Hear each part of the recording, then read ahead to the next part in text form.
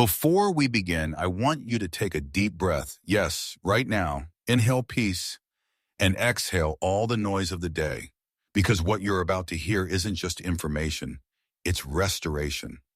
If life has been overwhelming lately, if your mind's been racing, if your heart's been aching, if you've been wondering how to stay strong in a world that keeps pulling you down, then this message is for you. We're going to explore how faith in God doesn't just comfort your heart, it strengthens your mind, how it rewires the way you think, breathe, fight, and rise again, and how you, yes, you, can become mentally unshakable, no matter what you've been through. So if this speaks to your soul, make sure to subscribe, hit that bell icon so you never miss a word, and let me know in the comments, where are you listening from, and what time is it right now? Now let's dive in, yo. You've probably heard it before, just have faith. But when life is falling apart and your thoughts won't stop spiraling, those three words can feel like a Band-Aid on a bullet wound. Because here's the truth, faith isn't just about belief, it's about foundation. We live in a world where people chase mental strength through books, therapy, routines, and even the next big productivity hack. And all of that can help. But eventually something will come along that breaks through your armor, grief, betrayal, sudden loss, a health scare, and you'll realize just how fragile that strength was. But not you, not anymore. Because today you learn how to build your inner life, not on shifting sand, but on rock. See, mental strength rooted in faith doesn't mean you'll never cry or question. It means you won't collapse when the storms hit, because you will face storms. Jesus made that clear in John 16. In this world, you will have trouble. He didn't say maybe, he said you will. But then he adds, take heart, I have overcome the world. And that's not just a nice thought, it's a strategy. Because storms will come, and when they do, your foundation will either hold or fold. Think of two houses, one built on rock, one on sand. Both face the same wind, the same rain, the same chaos. One stands, the other falls. The difference? Not the weather, but the groundwork. This is where faith comes in. Faith in God isn't about pretending bad things don't happen. It's about being grounded in something deeper than circumstance. It's knowing that even if you lose your gym, your reputation, your health, God remains. And so do you. Let's be real. Most people build their confidence on things that expire. Status, money, relationships, likes on a post. But the minute one of those things crumbles, so do they. Have you noticed how fragile people can be these days? One rejection, one piece of bad news, one unexpected change, and it's like their whole world unravels. But not you. You're learning a new way. You're becoming like Job. Yeah, the guy who lost everything, family, wealth, even his health. And yet, in the ashes, he said, the Lord gave, and the Lord has taken away. Blessed be the name of the Lord. That's not blind optimism. That's hardcore faith. And no, that doesn't mean you won't feel pain. It means pain won't own you. This is the beginning of a mental transformation, where peace no longer depends on what you have, but who you trust. Let me ask you something. What's your life built on? Is it your achievements, your appearance, your ability to figure things out? Because all of that, every bit, is sand. But when your hope is anchored in God, you don't just survive hardship. You rise through it. You become the one people call when things fall apart. You become the calm voice in chaos. You become the testimony that others look at and say, I don't know how they're still standing.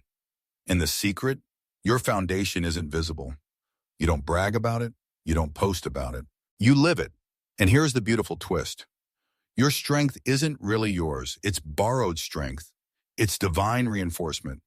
It's grace with boots on. You're like a tree planted by rivers of living water. Others see the leaves, but they don't know how deep your roots go. Because while others are searching for shortcuts, you're building something eternal. So the first step in mental strength, real, deep, can't shake me strength, is to shift your foundation. Build it on God, not on emotions, not on outcomes, not on other people's approval, just God. Because when you do, storms won't scare you. They'll shape you. And in the storm, you'll hear his whisper, I'm still here. And you'll whisper back, so am I. Some people believe that having faith is enough, that once you've said a prayer, believed in God, maybe highlighted a few Bible verses, your mindset is magically bulletproof. But let's tell the truth, shall we? Faith isn't a lucky charm, it's a lens. A way of seeing, thinking, and responding to the world, even when the world feels like it's falling apart. Because here's the second layer to all this. Faith doesn't just give you peace. It gives you a victory mindset, not a delusional, everything is perfect kind of mindset. A battle-tested, God is still in control kind of mindset. The kind that doesn't just whisper comfort, but shouts confidence. And here's where many believers struggle. They say they have faith, but still walk around like life already defeated them. They quote scripture, but live like the outcome depends on luck. They sing about victory on Sunday and dread Monday like it's a monster under the bed. But faith, real faith, reprograms how you think. It doesn't stop at your heart. It renovates your mind. Romans 12 says it clearly, be transformed by the renewing of your mind. Not your feelings, not your finances, not your Facebook status, your mind. Because that's where the real war happens. Let's pause and rewind a bit. Remember the Israelites? God rescued them from Egypt with signs and wonders, split the Red Sea, dropped manna from the sky, led them with fire by night. And yet, the moment things got tough, what did they say? Let's go back to Egypt. Seriously? After everything God did, they still had a slave mentality. Free bodies, chained minds. And that's the problem with so many of us today. God brings us out of our old life, breaks chains, opens doors, and yet, when trouble comes, we act like victims again. We doubt, we complain, we panic. Why? Because we never let Him renew our thinking. Listen closely. You can be saved and still live like you're stuck. You can believe in God and still make decisions rooted in fear. That's not faith. Faith doesn't just believe God can, it lives as if God already has. Look at David. Before he even stepped onto the battlefield with Goliath, he wasn't begging for victory, he was declaring it. He didn't say, I hope God helps me. He said, the Lord who delivered me from the lion and the bear will deliver me from this Philistine. Now that is a mindset of victory. You see the difference? Faith doesn't wonder, what if I fail? It declares that even if I fall, God still wins and I rise. And once your mind shifts like that, fear loses its grip. You stop obsessing over worst-case scenarios. You stop checking your worth through the eyes of people who never really saw you. You stop shrinking your dreams to fit someone else's comfort zone. Instead, you start walking like you've already won, because the one who walks with you has never lost. But let's get practical. How do you start renewing your mind? It's not just about thinking positively. This isn't a vision board and a manifestation chant. It's about replacement. Replacing lies with truth. Replacing I can't with God can. Replacing what if it goes wrong with what if this is exactly where I grow. And it takes repetition. You don't rewire a mindset with one good quote. You do it day by day, verse by verse, breath by breath, until truth becomes your reflex, not your rescue plan. Let me say that again. For someone who needs it, truth must become your reflex, not your rescue plan. When things go wrong, you don't scramble for faith. You respond with faith. And that, my friend, changes everything. Because now when you wake up with anxiety nipping at your soul, you don't spiral. You speak. You declare what's true. You remind your fear, I'm not walking alone. You remind your doubt, my God has a track record. You remind your mind, this may be hard, but it's not hopeless. And slowly, quietly, something begins to shift. You walk a little taller. You stress a little less. You stop rehearsing failure and start rehearsing the promises of God. Not just for comfort, but for confidence. Because faith isn't timid, it's tenacious. And once your mind gets used to seeing through God's eyes, the world stops looking so scary. You stop tiptoeing through life like a guest. You walk like a child of the King. And yes, you'll still face setbacks. Bad news will still come. But you won't collapse like before. Because now you know who you are. And more importantly, whose you are. You're not a slave to Dion. You're not a hostage to your past. You're not a victim of your thoughts. You are a person of faith, built from the inside out. So don't let that voice in your head lie to you anymore. Don't let fear write the next chapter. Let God renew your mind, and from there, your whole life will follow. So let's be honest, fear is a beast. It sneaks in quietly, sometimes disguised as logic. It wears the face of caution, speaks in the voice of your pestin, and settles into your chest like an anchor. It doesn't always shout. Sometimes fear just whispers things like, what if this doesn't work? What if you're not enough? What if God forgets you this time? And once fear finds a seat in your mind, anxiety quickly joins the party. Now you're overthinking, second-guessing, playing future scenarios that haven't even happened yet and might never happen at all. But here's the truth. Fear will always try to be louder than your faith until you learn how to speak back. Because faith doesn't mean you never feel afraid. It means fear doesn't get to be in charge anymore. In 2 Timothy chapter 7, we're reminded of something powerful. God has not given us a spirit of fear, but of power, love, and a sound mind. Think about that for a second. That panicked, trembling, tight chest feeling, that wasn't from God. That voice telling you to give up, not from Him. That cycle of doubt and mental exhaustion that keeps stealing your peace, again, not Him. God gave you power. God gave you love. God gave you a sound mind. So if you feel like you're spiraling, it's time to take back control, and it starts by reclaiming your focus. Remember Peter, the disciple who actually walked on water? He was fine until he looked away from Jesus. The moment he shifted his eyes to the wind and the waves, he sank. And that's exactly what fear wants, to steal your gaze, to pull your attention away from truth and anchor it in worst-case scenarios. Fear doesn't need to be true to feel real. It just needs to be loud. And sadly, most of us give it the microphone. But not you, not anymore. Because now you're learning that mental strength comes not from the absence of fear, but from the discipline of focus. Every time you choose to look to God instead of the chaos, you take back a piece of your peace. Every time you decide to move forward, even though fear is screaming, stop, you silence it a little more. Every time you refuse to rehearse disaster in your mind and instead declare, God is with me, you're training your spirit to stand tall. Now let's talk about anxiety. Anxiety isn't always panic attacks and heavy breathing. Sometimes it's that constant hum in your brain, the uneasiness you can't explain, the weight you carry while smiling at people. It can be quiet and devastating. And the most dangerous thing about anxiety, you can start to think it's normal. But God never designed you to live in survival mode. He created you for peace. Philippians 4:6-7 gives you the blueprint. Do not be anxious about anything, but in everything by prayer and petition, with thanksgiving, present your requests to God. And the peace of all, which surpasses all understanding, will guard your hearts and your minds in Christ Jesus. Did you catch that? God doesn't promise a life without problems. He promises peace in spite of them. And not just any peace, a peace that guards your mind, a peace that doesn't make sense to the world, a peace that can stand in the middle of a storm and smile, not because you enjoy chaos, but because you know who holds the wind.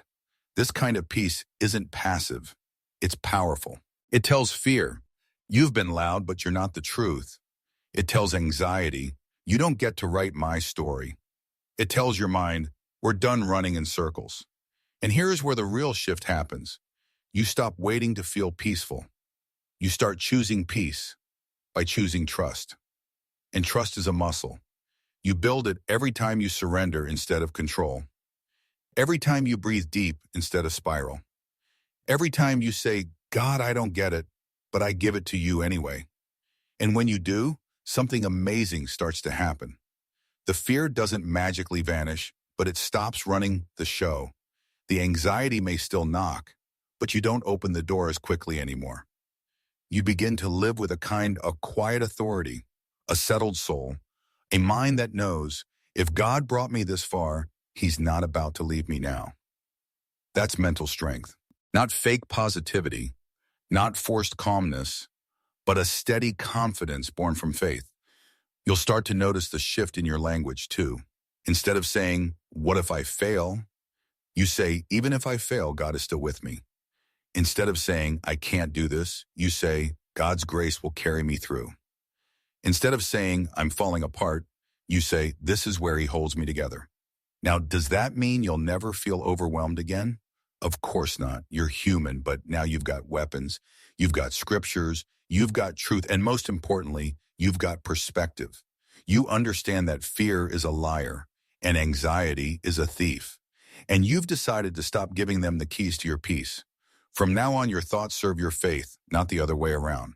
You wake up and set your intention. I will not be led by fear today. You breathe even when the pressure builds. You pray to way, even when answers feel delayed. You worship even when the feelings haven't caught up. Because that's what mental strength looks like when it's rooted in faith. It's not perfect, but it's powerful. And the more you practice it, the more natural it becomes. Until one day you realize you're not just surviving anymore. You're thriving in peace and focus and strength. And fear, it still knocks. But you've learned not to answer. Let's talk about storms. Not the kind that rattle your windows, but the ones that rattle you. The ones that hit on a quiet Tuesday afternoon or sneak in at 2 a.m. when the world is asleep and your thoughts won't stop running. The ones that come with unexpected news, broken relationships, or that sinking feeling that everything you hope for is slipping through your fingers. And here's what most people don't understand. You don't need a perfect life to have peace. You need presence, specifically God's presence, because faith doesn't stop the storm. It invites you to sit still in the middle of it, to breathe while the wind howls, to rest while the lightning cracks, to trust when nothing makes sense. Peace isn't found in perfect circumstances. It's found in the decision to believe that God is still in control, especially when things feel out of control. Think of Jesus on the boat with his disciples. A storm rolls in, waves crash, panic rises. And what's Jesus doing? Sleeping, not because he didn't care, but because he was at peace, because he knew something the others had forgotten. His Father was still in charge. Now let's be honest, most of us live more like the disciples. We freak out the moment life gets messy. We try to fix it with our own strength, control every variable, solve every problem by overthinking it to death. And when that doesn't work, we spiral, we stress, we start to believe the storm is bigger than our God. But here's the truth. Storms don't mean God has abandoned you. They often mean he's training you. Training you to anchor your peace in something deeper than good days and easy outcomes. Training you to be still when your brain is screaming, do something. Training you to believe before you see. Because faith isn't just for miracles. Faith is for Monday. For bills that don't balance. For prayers that feel unanswered. For hearts that still ache even after you've cried it all out. Faith shows up when logic checks out. And when your anxiety starts creeping in again, because it will, you don't push it down. You bring it up. You lay it at God's feet and say, here, I'm done trying to carry this alone. That's when the shift happens. Not because the storm disappears, but because it no longer decides your posture. You stop pacing and you start praying. You stop planning your escape and you start looking for what God might be teaching you in it. You realize something vital. Peace is not the reward at the end of the problem. It's the strength that guides you through it. Look at Philippians 4 again. It doesn't say worry about nothing because everything will always go your way. It says do not be anxious about anything, but in everything through prayer and supplication with thanksgiving, let your requests be made known to God. And the peace of God, which surpasses all understanding, will guard your hearts and your minds in Christ Jesus. It's not a promise that the pain stops. It's a promise that your mind will be guarded, that your heart will be protected. Even if nothing changes around you, something changes within you. And suddenly, you can sleep again. You can eat again. You can think clearly. Not because life got easier, but because you learned how to hand it over. Now listen, peace doesn't always feel like a wave of calm. Sometimes it feels like choosing not to send that angry text, or walking away from a conversation you used to engage in, Or saying, I don't know the answer, but I know God does. That's peace too. Sometimes the most spiritual thing you can do is breathe. Take your hands off the wheel. Say, God, I don't get this. I don't like this, but I know you, and that's enough. You want to be mentally strong? Stop trying to be emotionally invincible. Start being spiritually surrendered, because it's not your willpower that keeps you steady. It's the Holy Spirit. And when you invite him into your anxiety, your stress, your late night overthinking sessions, he comes with gifts, clarity, patience, direction, and most of all, peace. But here's the catch. It's daily.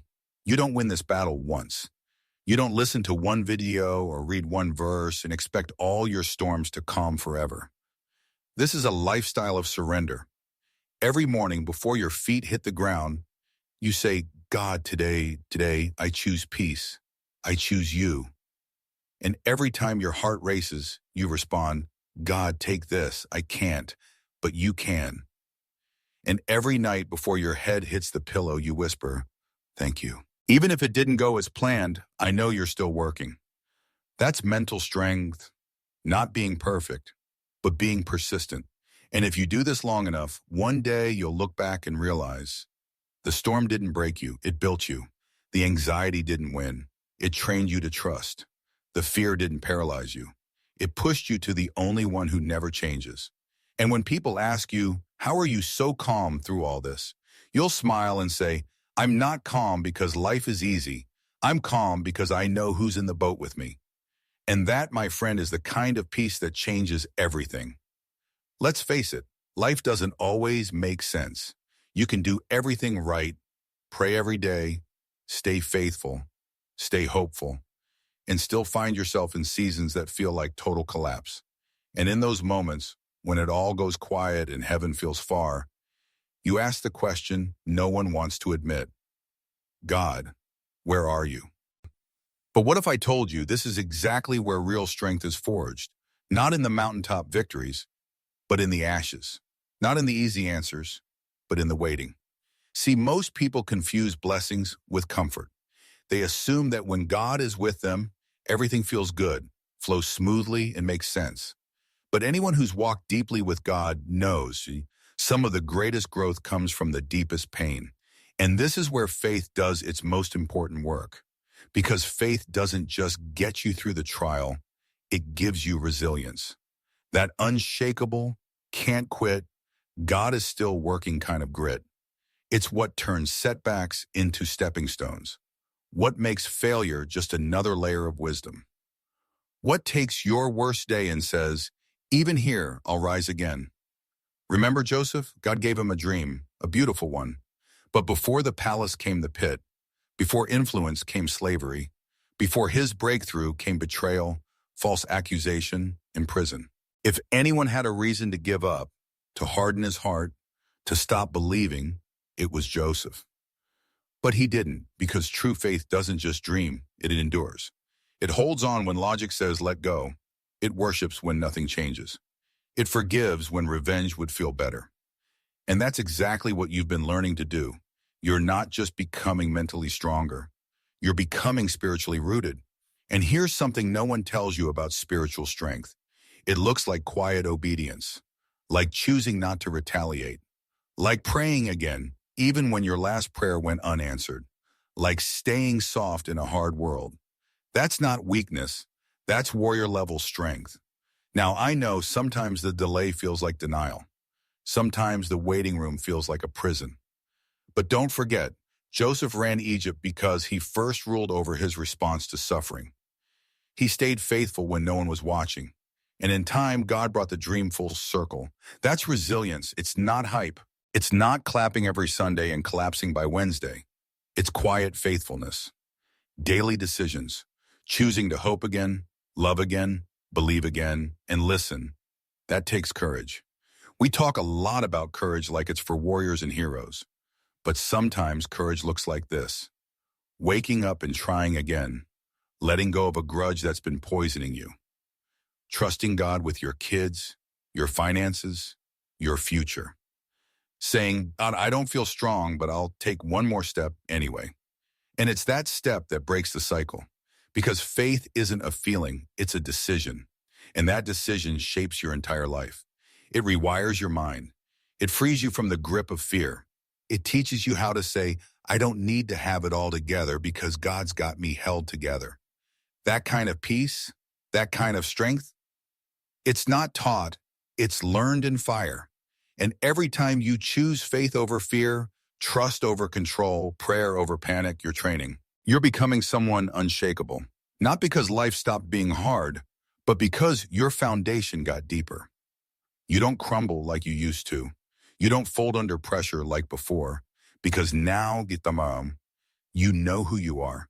You are not your trauma. You are not your past. You are not your mistakes or your darkest nights.